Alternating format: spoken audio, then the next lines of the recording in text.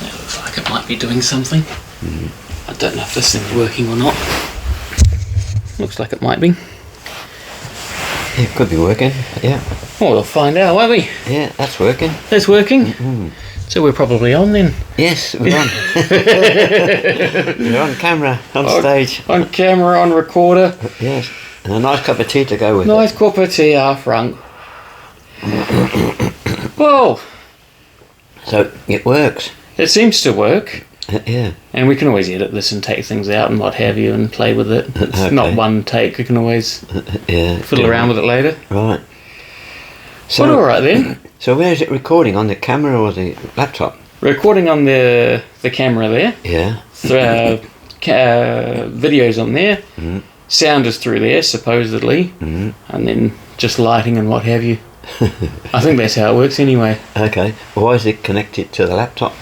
That's just the lights plugged into the laptop so that they can be turned on to something because the microphone's plugged into the camera. Sounds very technical. It's not.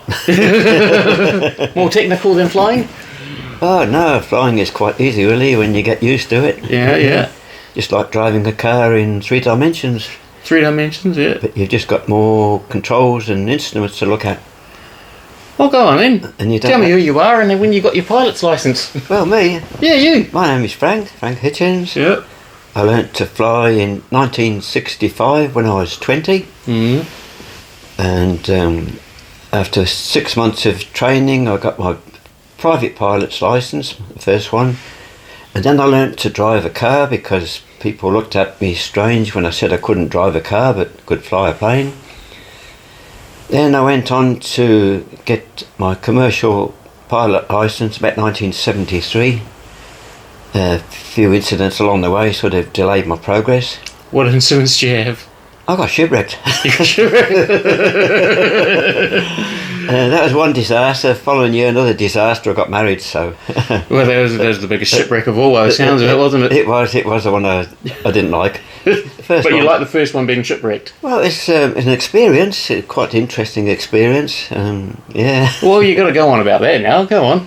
We'll go on about the... Well, the ship was called the Waihini, and it was an inter-island ferry running between Littleton, which is a port for Christchurch in the South Island of New Zealand, doing an overnight trip up to Wellington, about 300 k's, 200 miles roughly. And it would take it overnight? Overnight trip, yes.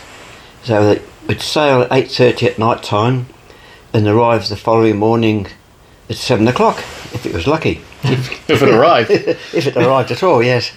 This one time it didn't quite make it into the harbour because of extremely high winds. Highest winds on record with a peak gust of 126 miles per hour as it was in those days. That must be around 200k, I suppose. That's what I was going to ask. Would be And K's, 'cause the ship got blown off course. They tried to back the ship out to sea, into the safety of the open sea. But it came round in an arc, went aground, later came off the rocks, drifted up the harbour, dragging the anchor, before it finally capsized and sank on its side. And that was the first incident. The first incident, yes. Yeah. Growing up with these stories are some of my earliest memories, actually, about the Waihini. And Really? Yeah. I don't know what anniversary it was, but it was... I just remember we were out at... not Pencarrow, what's the one opposite Pencarrow? Seatoon. We were at Seatoon. Yes.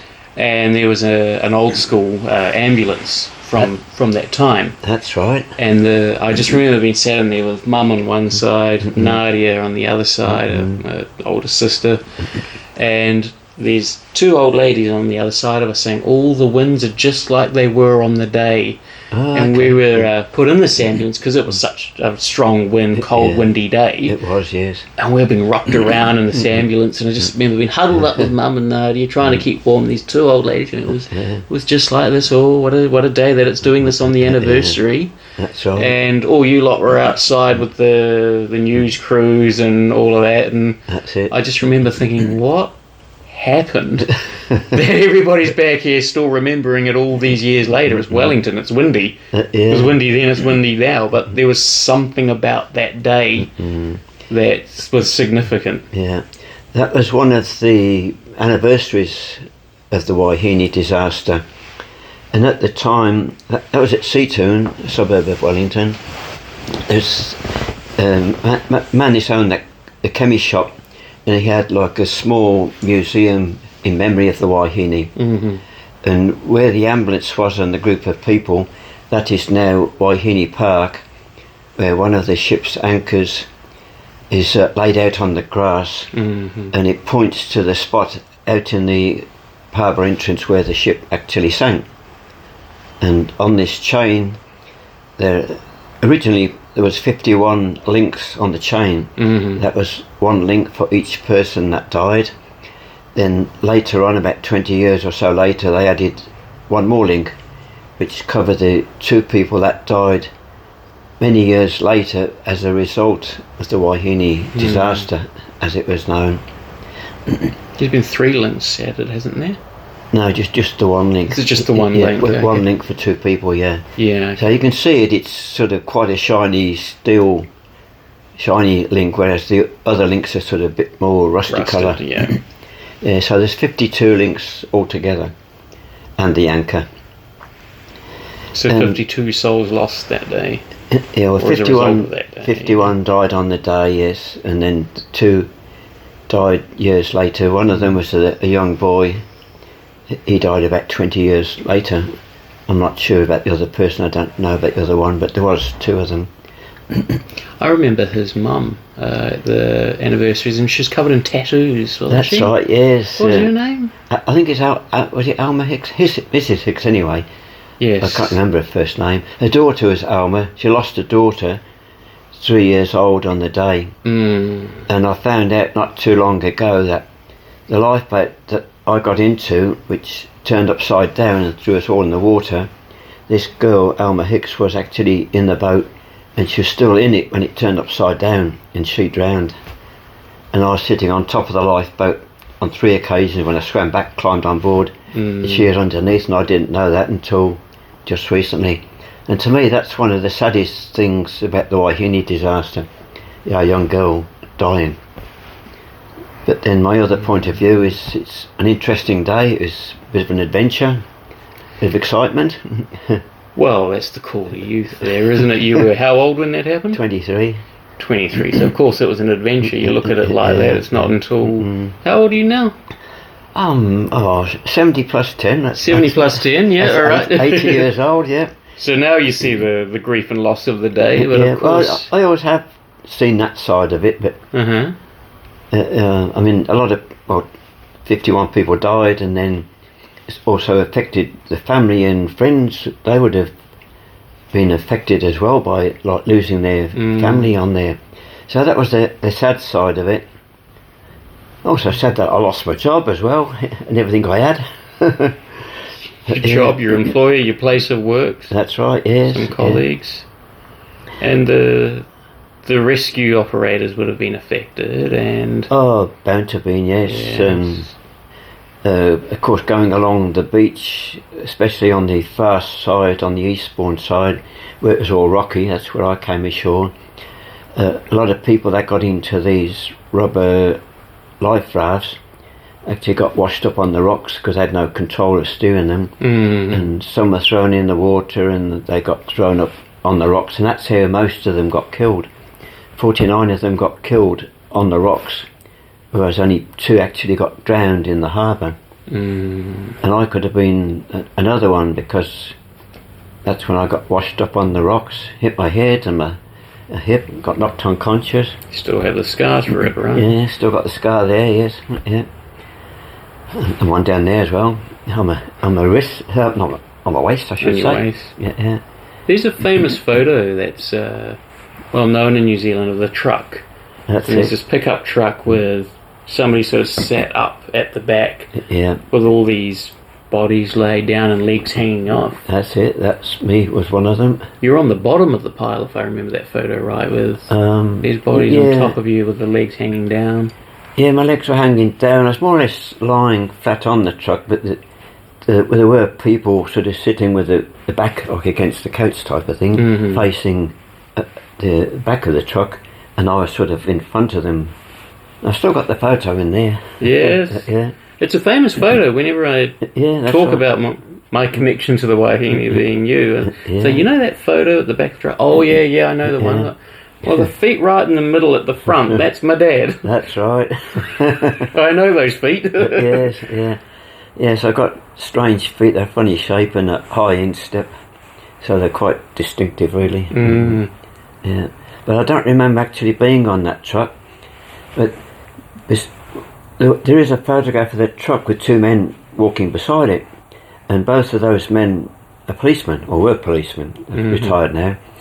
And the one on the left, I actually met at one of our reunions a few years ago, and he remembers it, and he told me that I was found on the beach and put onto that truck and taken along to what they call Burden's Gate, which was the start of the sealed road. And there's another photograph of me being held by two policemen being carried from the truck to the ambulance. So at one stage in my life I was in the arms of the law. Only once? Only once, yeah. Yes. Never caught me again. No. You wouldn't be caught dead, would you? No. That's it. But I was unconscious then, but I got put into the ambulance and got taken off to hospital. Which I spent a few days there, one of the last to leave actually. And yeah, so it was quite a memorable day. You hit the news in Birmingham where you're from, didn't you? That's right, yes. My parents were trying to find out if I'd survived or not, and they got in touch with the Birmingham Mail, which is the local newspaper, and the Birmingham Mail found out where I was, and they actually phoned me from Birmingham to the hospital where I was staying in Wellington. And there's a bit of a newspaper article in there about me. And then there's also a couple of small pieces in the Auckland newspaper.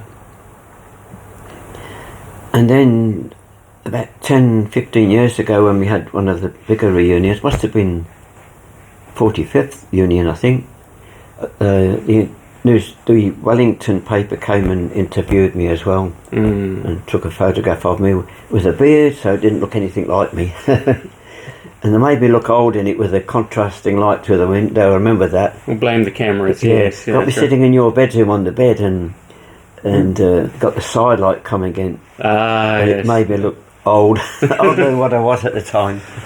Unfair, isn't it? Yeah, it was, yes. You've been in documentaries and all sorts for that one, haven't you? Yes, there is a documentary made called The Wahine Disaster, and I appear in that briefly a few times, talking about my survival on that day, coming ashore. And that is now available on YouTube. That's the right one, isn't it? Yeah, Yes, well, that's on the YouTube one channel. of those things that's out there. Yeah, if you Google or whatever you do, call up Search. search. That's the word. Yeah, search for the Wahine disaster. The Wahine disaster. Yeah. And find you on that one. Yes, And maybe elsewhere on there soon. that's it. So I'm the one with the beard. That looks old. And now just without a beard. Without a beard, and look older. Yeah, enjoying a nice cup of tea. So it was an interesting day out for you, as you often call it. And that was... we could probably do many talks on that one. But Probably. we could probably talk about that one many times and keep coming back to it, actually. Yeah. There's a lot in there. Yeah. Big piece of Wellington history. But you see there's 3 incidences, so that's the first one. The third one's getting married. We won't go into that one too much. Because that one wasn't my mum, so that one doesn't count. No, she was okay. She was passable. Well, I'd known her for 10 years before we got married, and then we were together for 33 years, so it was quite a long stretch, really. Yes. But the first one, full of promises, then changed her mind. So that was incident 3. What was incident 2? Incident 2, I can't remember, really. Just the one where the ship caught fire? Oh yes, that's right. I was on a cargo ship called the Columbia Star, and we've been from England through the Panama Canal up the west coast of the States, up as far as Vancouver, and back down again, and then we'd come back through the Panama Canal into the Caribbean.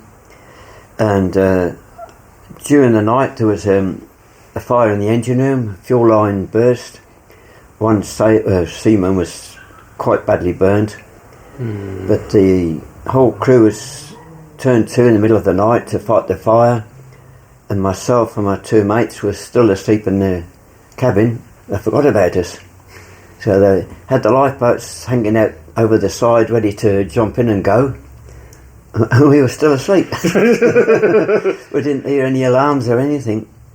So the ship's on fire and you've slept through it? You slept through it, yes. Great big fire in the engine room. Imagine about part of the engine room about as big as this flat. Yeah. And I went down later, a few days later, and it had been painted. But all the walls all around had been freshly painted where they had been scorched by the fire. So they obviously put the fire out and the ship didn't sink this time? No, not that. No, it didn't sink, no. No. But it took them about 4 days to get the engine going, because it only had one engine. And They push started?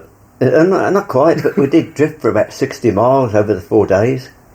Luckily the sea was calm. Yeah. And then we went into Puerto Rico, San Juan, Puerto Rico. Under power or drifted in? Yeah, under power, yes. Yeah. Yeah, to put off this injured seaman. And I then had to wait 4 days for rescue. I didn't get rescued, we just drifted while the engineers fixed the problem. This was when? What year was this? This was 1963. 63, so I guess there's no rescue helicopter ambulances to come out and grab the guy and get him to hospital. We just had to wait till you guys got to shore. Yeah, that's right, yes. Yeah. So we eventually got into port and put him ashore, but we did have another seaman get injured. He fell down into the hatch, into the hold, and he must have broken his legs or something, and we were out at sea in the Indian Ocean, and it took about a week before we got into, I think of the place in a minute, a small island in the South Indian Ocean. It doesn't narrow it down much. No, it doesn't, no. Anyway, it took us a week to get there. We could have turned around and gone back to Sri Lanka, which would have been closer. But the captain decided to carry on, and Mauritius, that's the place I'm trying to think of. Yeah, because we went empty from India down to Mauritius to pick up full cargo load of sugar, being a bulk cargo carrier. And so they put this guy ashore in Mauritius to take him to hospital, get him fixed up, and then he would have been flown back to England, I assume. Didn't follow it up, don't know what happened there? No, I don't know, never heard any more about him. I suppose there's no Facebook updates back then, was there? No, that's right. But yeah, one of the more interesting things was that North Atlantic storm. After the fire, and we'd been into Puerto Rico, we came out of Puerto Rico and straight away the ship started pitching up and down gently, which it doesn't normally do in the Caribbean. It's normally fairly calm. And what should have been a 12-day trip across to London took us 3 weeks. On the worst day we did 12 miles in 24 hours. And if you imagine being on a rolling ship looking up at the waves when they're supposed to be down below. Usually the water's beneath the ship, that's usually when you're doing it right. Yeah, but the ship was rolling, the waves were crashing onto the deck, and then as the ship would roll, all this water would go rushing off over the side like a big waterfall. And one of the deckhand actually went out walking along, because we had midships accommodation and aft accommodation for the crew, and he was going back to his accommodation, and this wave landed on the deck, and he actually went out of sight sort of underneath the water, and he could have been washed overboard, but as it drained off, he got up and quickly got into accommodation, and he moved quick after that. and very cold. Yes. But then they said, okay, nobody else allowed on deck, and the only way they could get from their crew accommodation up to the midships is through this tunnel where the propeller shaft goes from the engine to the propeller. You can actually walk along it. The propeller shaft is a great big massive steel long rod, big, I imagine it would be spinning though, wouldn't it? Oh yeah, spinning, yeah. You don't want to get on it, so there must have been a lot of room around it. Oh yeah, there's like a walkway and a bit of a sort of fence type of thing. Yeah, okay. Because the engineers, greasers, they go along and grease it, and every so often. You call the engineers greasers? Well, actually, engineers are the brainy ones. The greasers are the ones that do the cleaning. They go around with an oil can and a rag, oil it and clean it. They're called greasers. Don't know if you'd get away with that now, would you? Well, I think that still might be called greasers. Oh, really? Yeah. I remember I joined this ship in London. It actually burst in the Thames by the docks, and it was away from the wharf, so you had to get this little boat to take you across. And arrived there to join the ship. Just arrived. And I got talking to this old fella, old guppy-looking guy who was. He's shorter than me, and it's quite interesting to talk to him. And he's saying how interesting the engine room was and how good the engine room was. And so I said to him, "Oh, you must be a greaser then." He said, "No, I'm the chief chief engineer." I thought he was down the bottom and he's the top one. Yeah. There's only really the captain above him, but he's in charge of the engine room. He's an important part of a ship, isn't it? Yeah. So it was a bit of a surprise. He didn't look much like a chief engineer. But he was a nice guy. I got on well with him. Just scruffy. Just scruffy looking, yeah. He looks scruffy. Yeah. More like a greaser than an officer. Yeah. So how long were you on the ships for? It was about 14 years altogether. I had my 17th birthday in the Sea Training School in Sharpness, Gloucestershire. I was there for 6 weeks. The 4th week was my birthday, my 17th birthday. And another 2 weeks at the school, 2 weeks at home, and then I went down to London and joined my first ship, which was called the Wellington Star, Blue Star Line. Auspicious, because you ended up living in Wellington, didn't you? Living in Wellington, that's it, and shipping out of Wellington on the Wellington. On the Inter-Island ferries, down to Littleton, and then later to Picton on the ferries, a short run.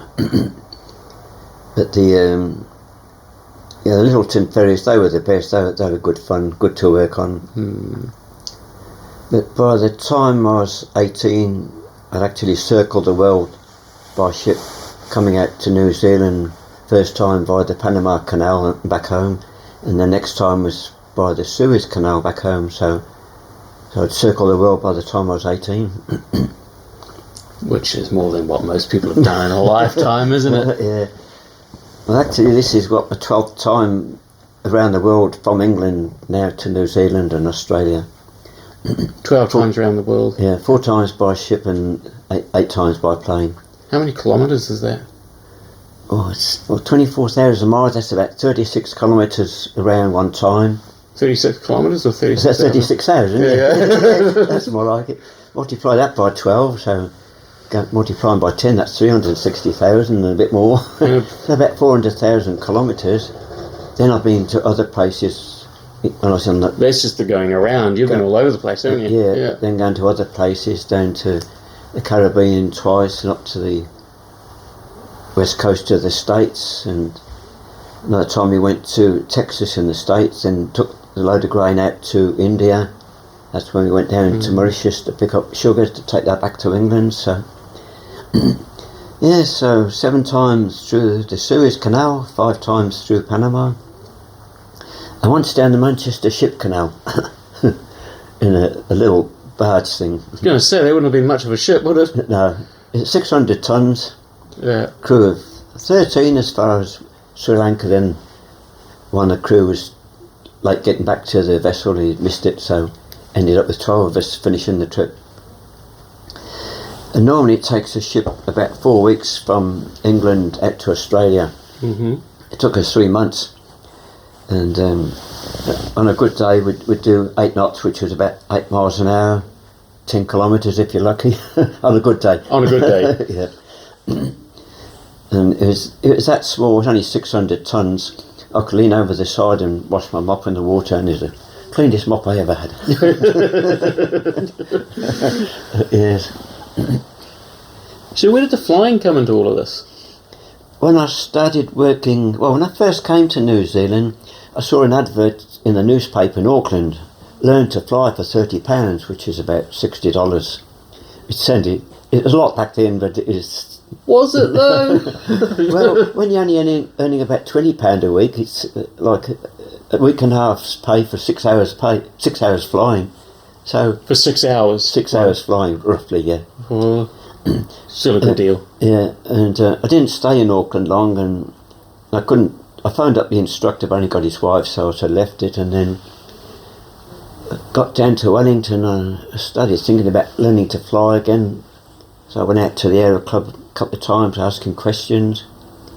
I thought I could never fly a plane, I'm not clever enough and can't even drive a car. Mm-hmm. So I tried to forget about it, but it just kept bugging me. Got to give this a go. So I went. Because why? You saw the ad, or there was something else? I was interested in planes in a sort of basic way. Didn't know much about them, but the thought of sort of turning all these knobs and things, and I thought that sounds like fun. Mm. And I thought, yes, I'd like to learn to fly, but didn't think I could do it. But yes, I gave it a go, and that was it. I was hooked once you've tried it.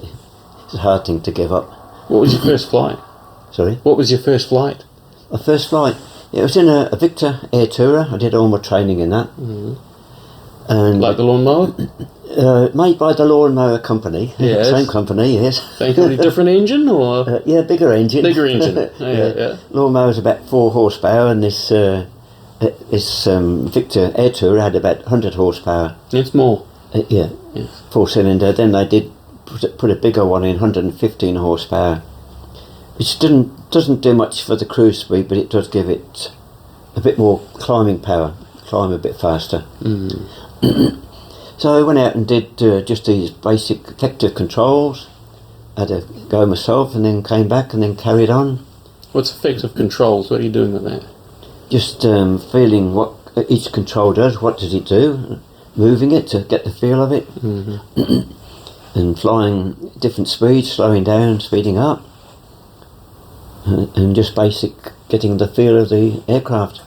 Yaw, bank. Yeah, a bit of yaw, bank, yeah, roll, pitch, yeah.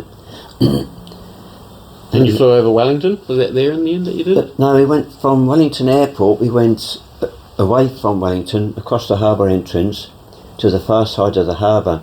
We used to do all our training down there by Baring Head. Why would they go down there? It was away from the airport. Ah, Yeah. get the little planes away from the big planes. Yes, that's it, yeah. Yeah, that does make a lot of sense, actually. Yeah, because you get a lot of airline flights that come in across the Cook Strait over the city, turn left and land, or come from the south and come in and land. Mm-hmm. So we were sort of out the way. And when it flew over there, it's unrestricted airspace there outside the control zone. So you could fly around as much as you want, do aerobatics, did a bit of spinning. Didn't do much aerobatics, but I got more into doing cross-country flying because I like going places and doing the navigation. That interested me more than doing aerobatics. What was it about the navigation that's so appealing? Because a lot of people think flying aerobatics, that's the sports, that's the flipping around and the tight moves and the pulling G-forces, right? That's right, yes. About 2 Gs at the most on a light aircraft.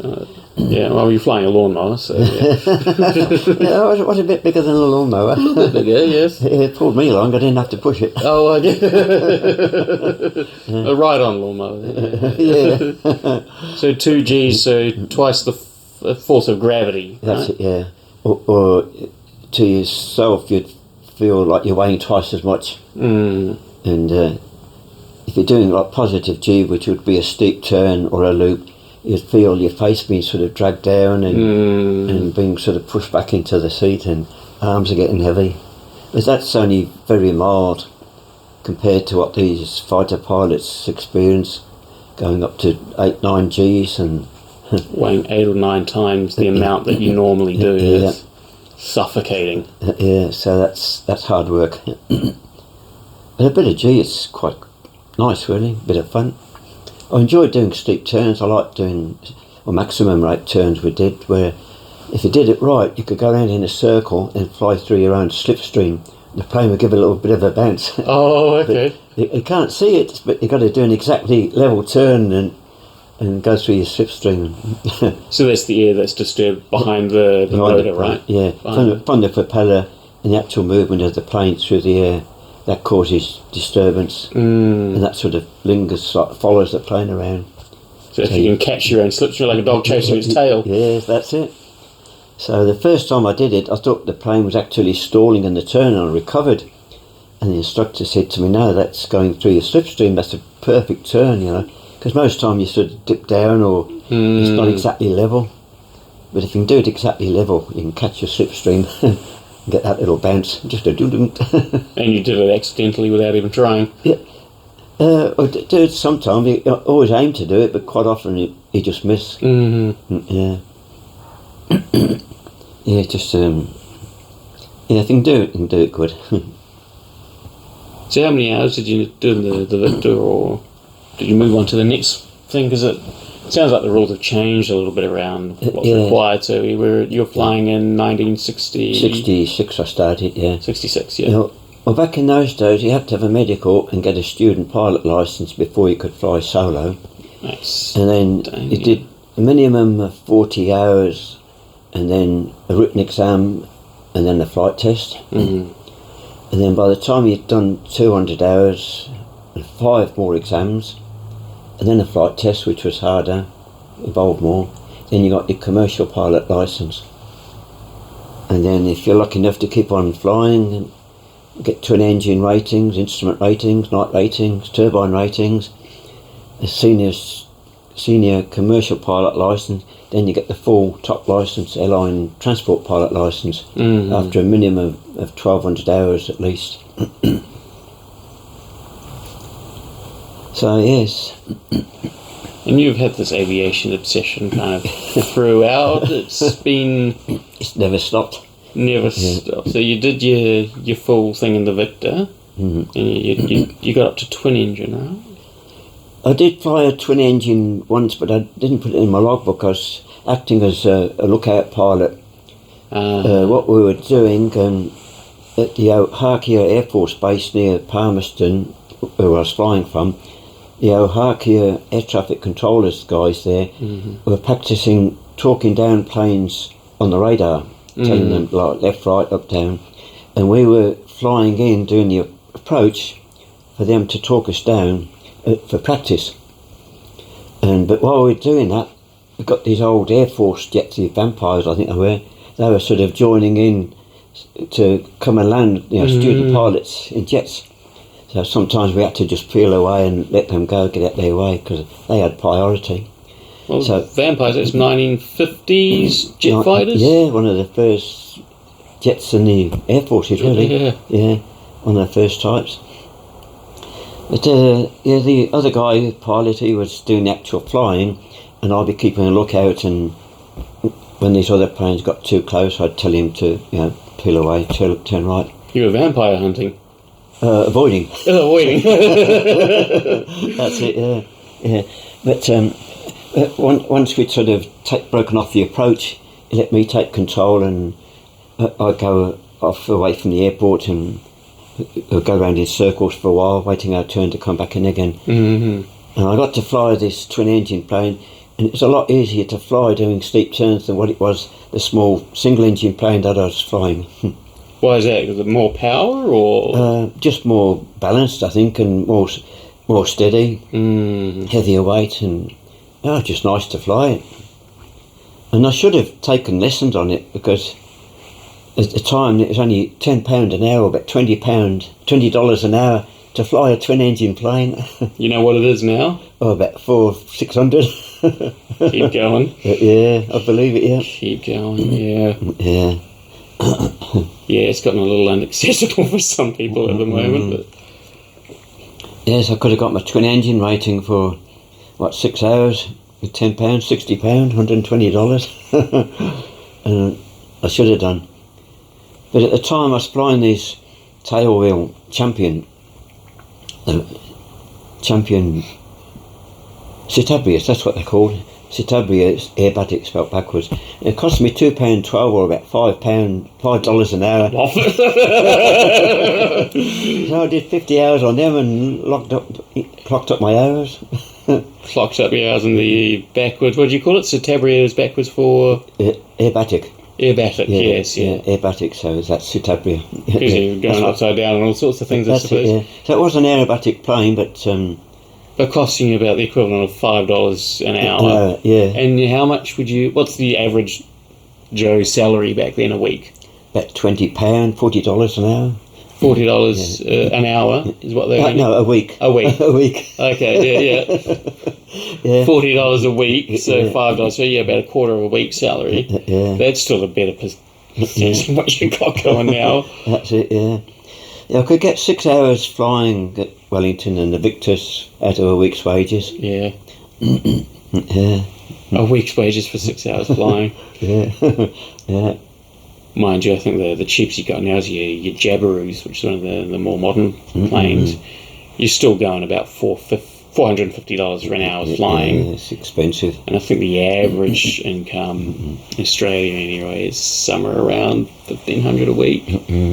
So yeah, so you're down to about 3 hours flying a week, 3 or 4 maybe. Yeah. Which is less than what it used to be. Yeah, I did have an interesting experience on those champions, the little tail wheel types. Yeah. I went up with an instructor and he showed me how to do short landings. Come in there, 3-point and stop quick. Mm-hmm. And after I'd done 2 or 3 with him, he got out, went back to the club, and I was doing circuits and doing these short landings. But all my landings were about twice as long as his. So I thought, no, next time, man, I'm going to use the brakes a bit harder. Yeah.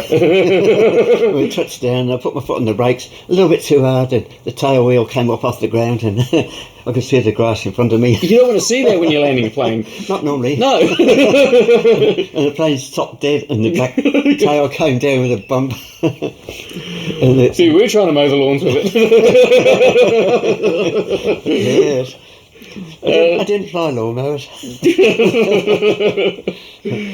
How the instructor deal with this? He told me later that he laughed. Oh, He saw me do it. Oh, because of course you're in a single seater. No, 2-seater. Oh, 2-seater, but he's not there, or He was in the back seat. he was in the back seat. And he got out, went back to the club, and left me to do it on my own, solo. Oh, okay. That's why I decided. I thought I've got to do a shorter one like he did. Right, so he's not in the. So that's why he's laughing, because he might have been screaming if he was in it. Yeah. Oh, well, he's watching. That's it. So anyway, the tail came down with a big bump, and the control tower said, "Cleaver, take off." I said, "I'm going back to the club this time. I've done enough." So I'm flying for one day. Oh, well, it's good of the tower to clear for takeoff after seeing that. Yeah, he might not have noticed that. It's a big thing to miss. Yeah. But another incident with one of those champion tail draggers.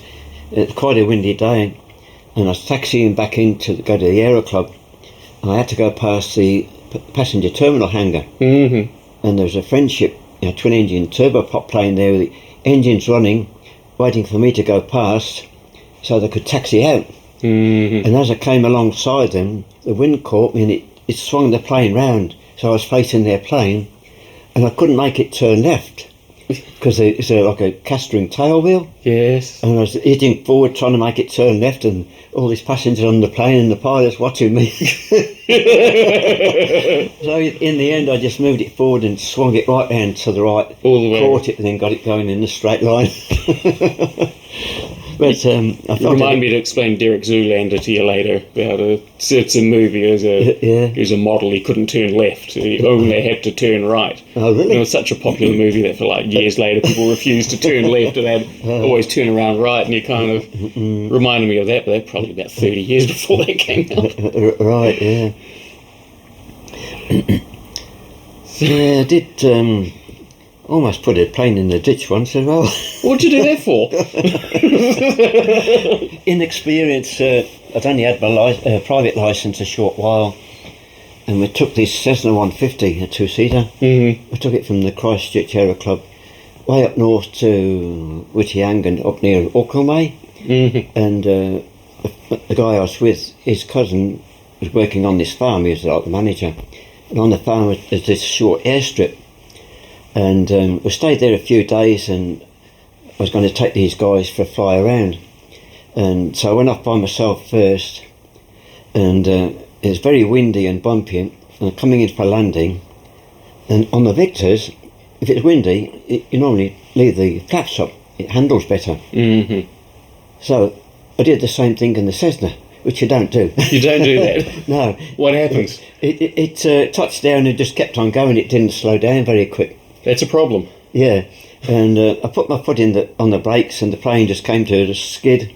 And just in front of me there's this ditch right across the paddock, the landing strip. You got a good look at it, did you?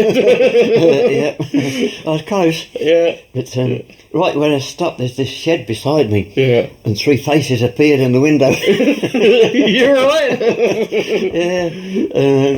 And I called them out, and I said, I can't turn around, I'm stuck in the mud.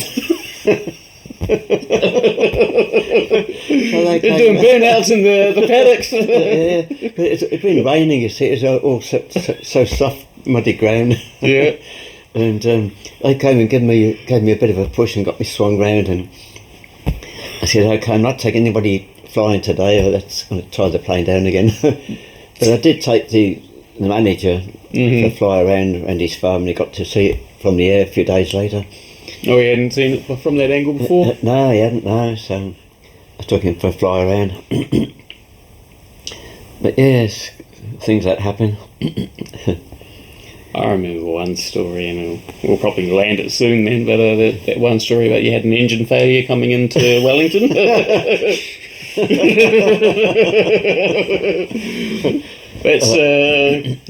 There was something going on there, wasn't there, with that one? Yes, well, I was flying with Mac, and we had one passenger in the back. We're going into Wellington to pick up another passenger, and he was flying from the right seat, and I was sitting in the left seat, the pilot seat. Mm-hmm. I was operating the radio, talking to the control tower, and I was telling Mac procedures for going into Wellington. And this friendship was sitting on the end of the runway, delaying its takeoff.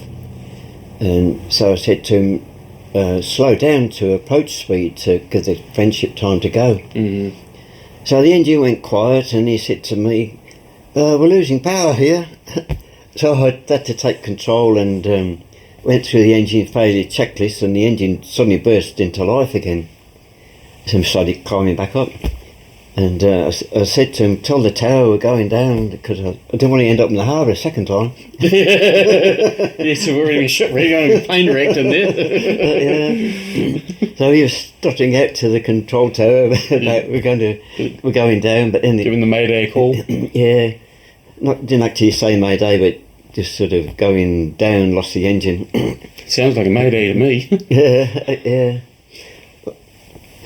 Yeah. Don't worry about it. We don't want to stress anybody else. We've got a complete engine failure going in the water, but it's all right. Yeah, but we only lost about 200 feet, so it wasn't really much to worry about. I got the engine going and just carried on, did a normal landing. What was wrong with it? It turned the fuel off. Well, you shouldn't do that. What he should have done is pulled on the carburettor heat. Carby heat on, before closing the throttle, but he pulled the other handle, the red knob, pulled that out. Of course, he cut the fuel off. Yeah, you needed that. And as I went through the engine failure checklist, mixture, carby, throttle, the engine burst into life. Oh, what happened? Oh, it was the mixture. Starved the engine of fuel. Yeah, and after we landed, the control tower called me up and asked me what was your emergency. And I couldn't say that he pulled the mixture because he wasn't meant to be touching things. No, I hadn't got an instructor's license, so officially he shouldn't have been flying it. But unofficially, it was the 60s. Yeah, well, that's what you did. And so I just said, pull the mixture. I didn't say who. I just said, pull the mixture instead of the carb. Not a word of a lie. No. That's what happened. Yeah. So we landed in Wellington normally, picked up this other passenger, and were taxiing out ready for takeoff. And the chief instructor comes running out to me and asking me what happened. I told him. I said, I just pulled the mixture instead of the carbide. I said, just a little mix-up. Yeah. And he said, well, you're supposed to get your cross-country card signed. I said, I don't use them. I've got a commercial licence. He said, oh, okay. Because student pilots, private pilots, had to get this cross-country card signed, the green one, Right. to clear you on to the next place. But if you're a commercial pilot, you didn't need one, so I didn't bother saying hello, I just picked up this other woman as a passenger. Oh yeah, that's a whole other story for another day, isn't it? No, genuine passengers going for the ride. Oh yes. Yeah. And we went across to the west coast of the South Island, about an hour and a half trip each way. Mm-hmm. Yeah. Yes. And you've written a couple of books on aviation, haven't you? Oh, I've written a few, yes. Few? Yeah. What are you up to now? Number 8? 9? Well, I've got 8, I think it is, published. Another 4 sort of I'm holding back on at the moment. The fourth one, I'm waiting to go back to Alaska to finish it. Take some more photos of float planes, which is what the book is about. Float planes, flying boats, amphibians. Where do you buy these books? Oh, you can buy them online from Amazon and other bookstores. So just Google what? Books on Amazon about planes, or something more specific? Yeah, we can Google my name, Frank Hitchens, that will bring up the books. Or if you Google books on flying, one book is about range and endurance, that's using fuel efficiently in light aircraft. Mm-hmm. That was your first one, wasn't it? That was my first book, yes. Yes. Another one is Encyclopedia of Aerodynamics, which I've done, about 1,500 different entries on different aerodynamic subjects and associated physics. And I've done... What else have I done? Well, One on the circular slide rule, gizmo thingy, what's it? That's it, the air navigation, commonly known as the E6B computer. Computer? Yeah. Made out of paper, isn't it? It's made out of cardboard. Some are made out of cardboard, mine is made out of plastic. Yes. The first one was made out of metal, which didn't turn too good. You get the metal filings under the circular disc, it is a bit rough. Ah, yeah. That I lost that one, it went down with the ship, so I got a new one. Oh, you lost it on the Wahine. Yeah, Okay. that was on the Wahine. So there's a good metal circular slide rule at the bottom of Wellington Harbour somewhere. Somewhere, yeah. Good to know. Yeah, if you find it, let me have it back. Yeah, I'll let you know. Yeah. So other books, another one about pioneer pilots and the planes they flew, so it's like 2 subjects in one. Going right back to the 1700s, the first pilots that flew, or aeronauts they were called, that flew hot air balloons. Aeronauts. Aeronauts, that's what they call pilots of hot air balloons. Ah. Yeah. Do they actually have to pilot the thing, or just be on the ride to be called aeronauts? Well, basically, pilots... They had to actually fly the thing themselves to be considered aeronauts? Yeah, I've always looked at it that way, yes. That tracks, yes. That's right. That's right, yes. Oh, good, so you know. Oh, no, there's a thing going on at the moment, a bunch of celebrities going out to the edge of space. And the rocket takes them up and they have about 10, 11 minutes in space. You know, they pay a few $1 million for the ticket. Yeah. Float around space and then down to Earth, the parachutes deploy and down. They've had an outer space experience. Yeah. And certain people that have been on these flights are claiming the title of being astronauts for having spent 11 minutes in outer space, and people are like, no. Astronauts actually know what they're doing up there, they're not just tourists. Yeah. Well, partly right. When the NASA, You heard of them, yeah? they were doing flights leading up to the space travel. Mm-hmm. They had this one plane called the X-15, North American X-15, and that actually did go up into outer space, the lower reaches of space, and later on the pilots did get astronaut wings flying this plane. The pilots that flew this plane that actually just went into above the boundary of space, which there's about 3 different descriptions of the boundary of space, but 100 kilometres or about 350,000 feet, I think it is considered to be the beginning of space. and this X-15 did enter it a few times. That sounds fair, though. These are experimental pilots risking their lives. That's it, yeah. Piloting a vehicle that's gone to space. That's right, yeah. I would call that an astronaut. Yeah, they got astronaut wings, yeah, for Yes. being in space, yeah. So these ones that do tourist flights, where do you could cars? No pilot on board. All remote. All remote. I haven't heard of this one. All remote. This is Blue Origin, I think, by Amazon.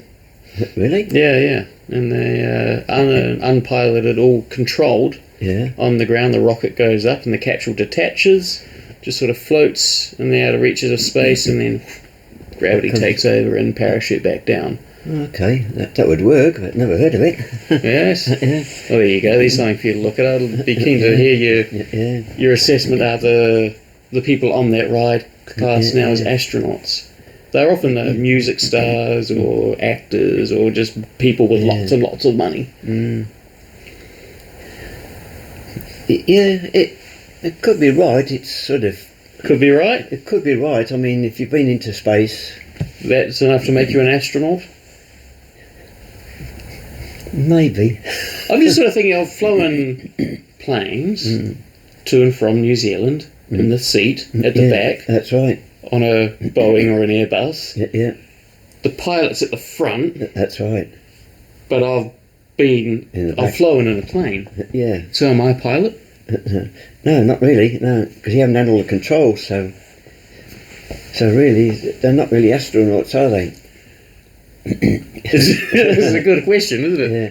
Yeah. You have to come up with another title for them, I think. Rich a-hole that's been to space.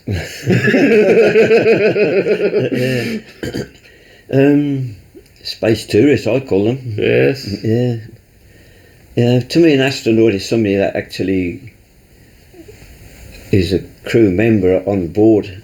Piloted a space vehicle. Yeah. I mean, people that go up into the lab, circling the world, what do you call it? The space...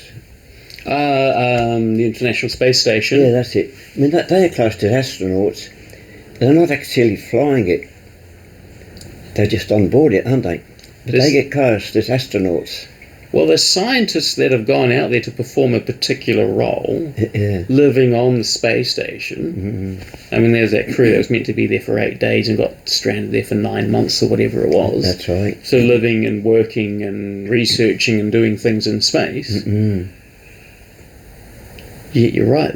A lot of them haven't actually piloted the rockets or the International Space Station, actually holding the controls out. That's right. Those ones that got their wings flying the plane that got into outer space. That's it. Yeah. So, are they astronauts? Yeah, well, they're classed as astronauts, and they get astronaut wings on their uniforms. So you're saying that these singers and what have you might actually be entitled to the... It's debatable. It's debatable.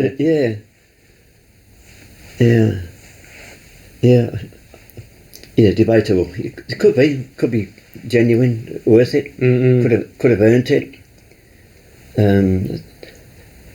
It should at least have some title to say that they've done it. To say, yes, I've been into space. They deserve something. I think they deserve something, yeah, because that is an achievement. I mean, making the money to start with to be able to afford it, that's an achievement. Well, it's easy to point fun, especially the artist types, but they cracked it. They got the money to be able to spend. I don't know what the ticket is, but it's at least over $1 million, I think. Could well be. I have no idea. I'd need to look it up, but you've got to be rich to be able to afford it. Yes. Yeah. So you reckon debatable? Maybe. Well, final question then. Okay. Is NASA real, or is it all just a fake and the Earth is actually flat? The Earth being flat is fake. Yeah, how do you know that? Because I've been around it 12 times. And if it was flat, you're going to stand on the beach. How far can you see out to sea? To the horizon. Yeah, how far is it? Over there. Yeah, it's about 8 kilometres. That's about as far as you can see. 8 kilometres. Yeah, it's not far really when you've got the curvature of the Earth. Only 8 Yeah. kilometres. It's not really, you're standing on the beach, you're sort of sea level. Yes. That's about as far as you can see. If the Earth was flat, you'd see New Zealand from here, wouldn't you? Well, if New Zealand wasn't covered in cloud for once, yeah, maybe you would. You'd see the clouds. Yes, you'd see the clouds. Yeah. But NASA, National Aerospace I forgot what it is, isn't it? National Aeronautical Space Association. National Aeronautics and Space Association? Not I association. have to look this one up now. I've forgotten it. I should know it. But that was preceded by NACA, which was the National Aeronautics. National. I forgot that one. NACA. Something to NACA. do with the National Aeronautics Commission Association. I'll have to look it up. I've forgotten it.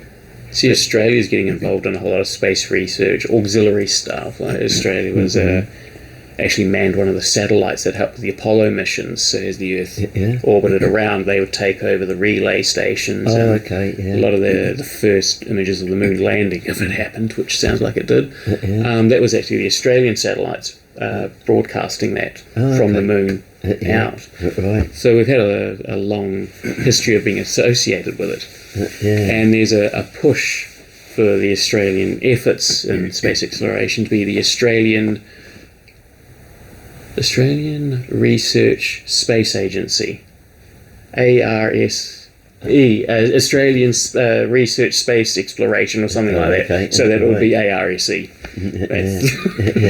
I remember what the NASA one is now. It's Yeah, go on. National Aeronautics and Space Administration. Administration. Yeah. But the previous one, NACA, that was established around about 1930 sometime. And that sort of dealt with aviation as it was back then. But once, after the Second World War, it was getting into the space age, that's when they changed the name to NASA. And there are actually different, what do you call them, establishments in the States that do research onto different things. So there's about 4 or 5. Like Houston is the most famous one, I suppose. Houston, we have a problem. Yeah, but that's right. Yeah, but there are other stations around that are named after famous astronauts mostly, and they've done different research. They might do aero engines or airframes and different things, and of course space is a big one now. I think space has always been big. Yes.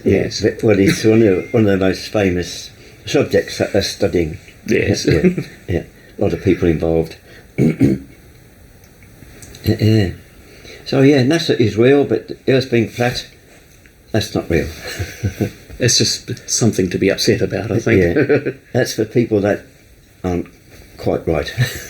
They need to see a psychologist, so you should be talking to them about it. Well, I don't quite have that ticket yet. Clinical counsellor. Well, you know enough. I can tell that the Earth is round. Not perfectly. It's a bit squished and it's not a perfect sphere, but... It's a oblate spheroid. Oblate spheroid. Oblate spheroid. That sounds rude, doesn't it? It's insulting. It's like a round ball that's being squashed, so it bulges a bit at the middle and squashed at the top. I'm going to give the planet body dysmorphia in a minute. Yeah. And there is a little bit of an odd bulge somewhere around France, somewhere around that way. Oh, France is an oddball, yeah. Yeah, it's, so it definitely is round. Yes. Yeah. Roundoid and being to space might well be enough to classify you as an astronaut. That's right, yeah. Yeah. Well, why don't we leave it there for now? Oh, one more thing. Oh, keep going. Yeah. Go on. All these astronauts that go into space, they've all got degrees, except one of them, and he's got a doctorate. And he got a doctorate because he devised the navigation when I first went to the moon. How do you navigate from the Earth to the moon? Because like the Earth is moving, you've got to intercept it. Yes. And he devised a way to navigate to the moon, so he got a doctorate out of it. And the other astronauts, they're mostly like test pilots with engineering degrees. So it was an honorary doctorate awarded by a university that sort of said you've done enough work, we're going to give you a PhD. I suppose it could have been, yes. Yeah. But it did get one. I mean, he got it in short time, so Yeah. Maybe it wasn't an honorary degree, Honorary doctorate, yeah. Yeah. Sometimes if you've done so much research and contribution to the field, university will just give you a PhD and say you've earned this. I've forgotten his name, but I think he's on board the first rocket to the moon with Neil Armstrong. Right. Yeah. But he didn't meet all the other criteria to otherwise being an astronaut. Oh, he was. Yeah, he did agree. He went into space. Yeah, He went in. He was an astronaut. Yes. Yeah. It's getting a bit vague now, isn't it, what counts? But it certainly is. Yes. Well, he was a qualified test pilot, and so it went into space as a crew member. He would be working on the spacecraft. He'd have duties. I mean, he's navigating. So that's a crew member, isn't it? That qualifies. Part of piloting the thing. Yeah. So anyway, that's my bit. Well, your bit for now. I'll have to be talking to you next about how you came into the psychology field. Oh, well, there's that. We'll keep on your flying for now. Just we can just compete about trying to avoid the limelight. Now we can wipe it all. Now we can wipe it all. We can do that. All right. Well, let's turn it off for now. Yeah. Okay. For now.